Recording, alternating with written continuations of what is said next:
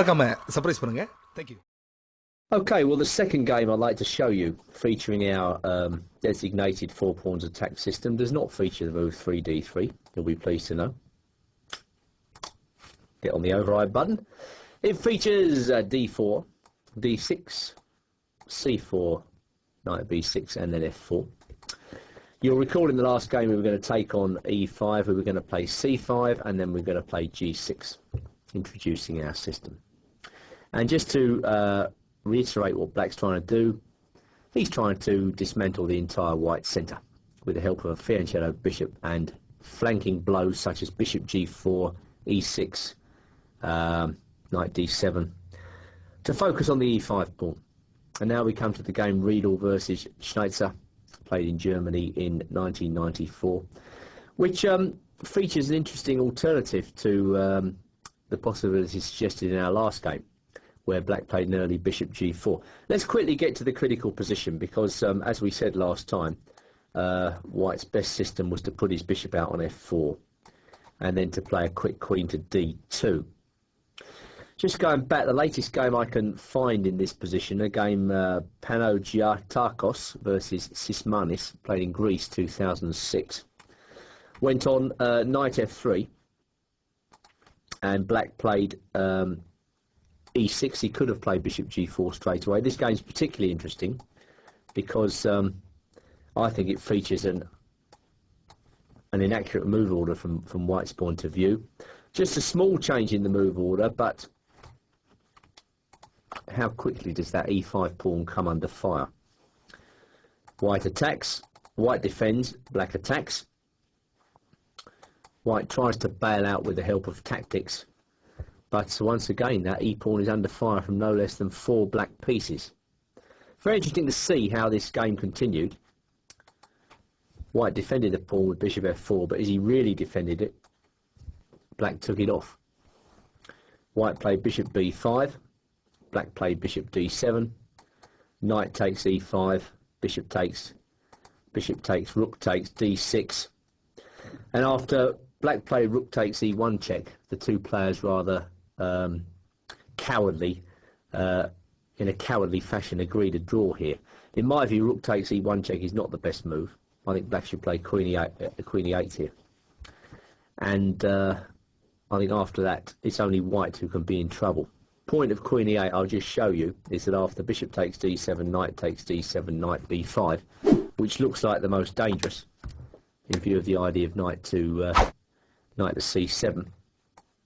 Black has queen e6, and then after knight c7, here's queen c4 check, king b1, and then rook to d8. So you could say that the move queen e8 or move 20 is my own novelty. I'm going to claim it here and now. I think it's a good move, and well, if not refutes this whole White setup, then certainly calls it into question. So once again, going back to castles, we're supplying reason after reason why White should play queen d2, but there will be many of your opponents who do not observe this precision in the opening phase of the game. And Schneitzer played e6. All right, castles, e takes d5, c takes d5, we saw it all last time. And now comes the new idea, or different idea, let's say.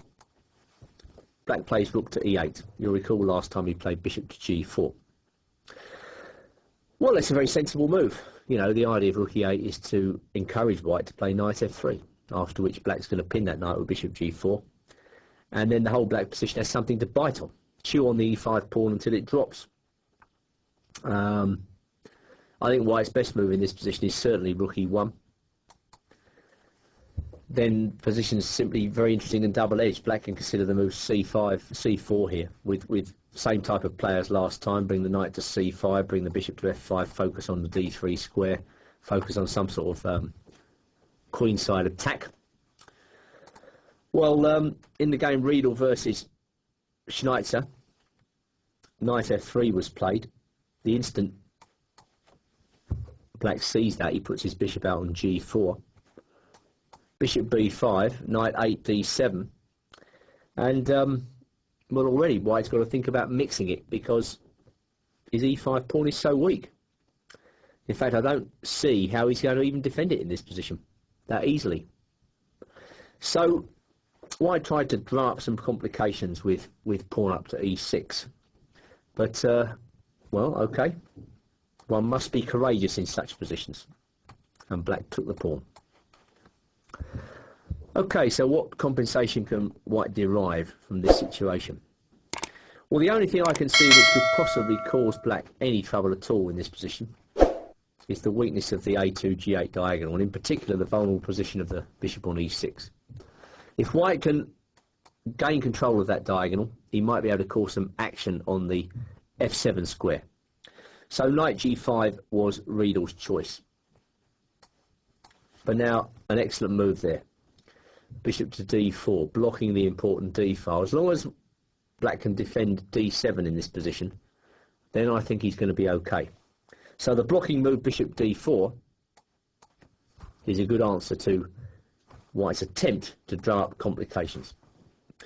Anyway, rook he1 was played, bishop c4. Rook takes e8 check, point of which is to play rook e1 and gain a tempo. However, this does enable Black to bring his queen closer to his king and to retain control over f7. So queen f8 was played. And now if knight e6 is the best that White has in this position, I really don't believe it. I mean, okay, that knight's got to be taken.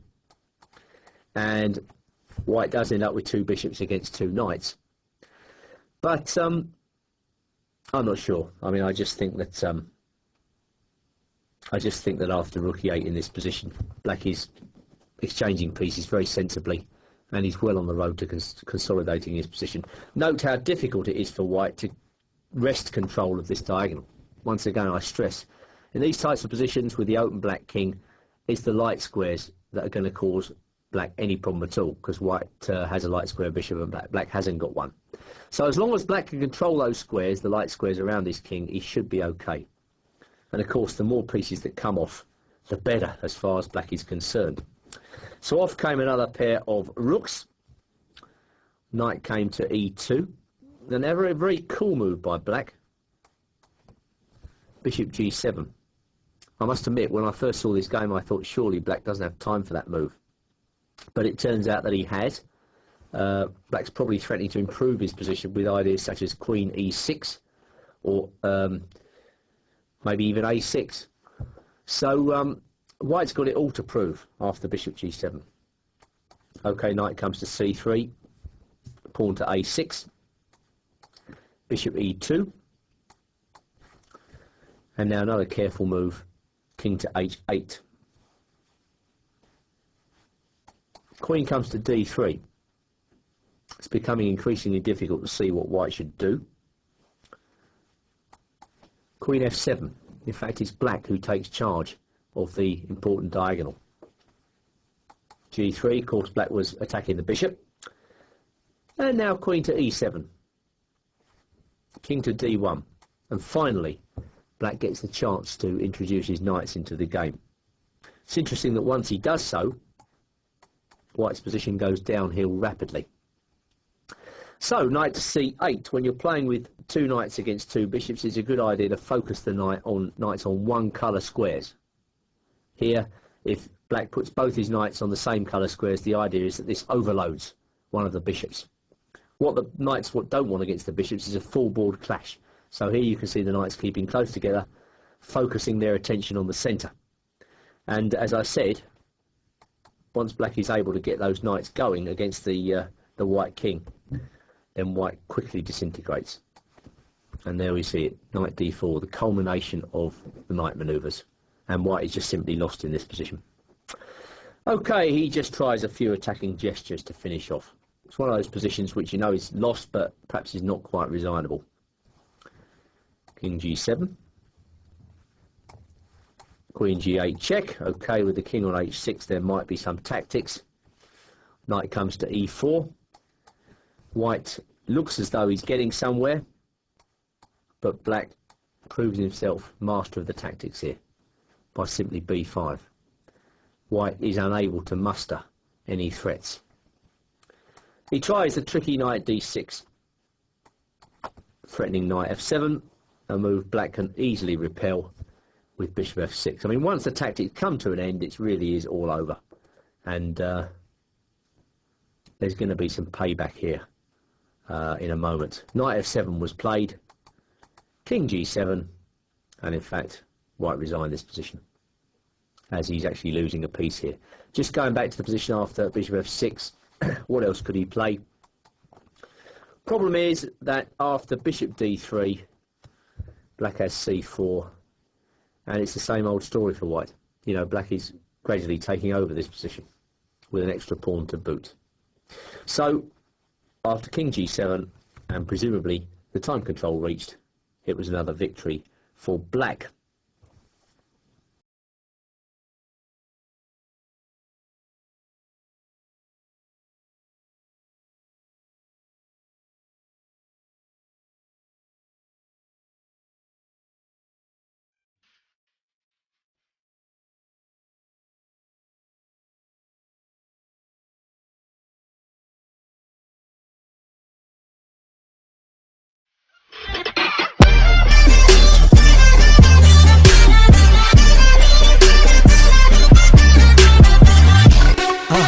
மறக்காம surprise பண்ணுங்க. Thank you.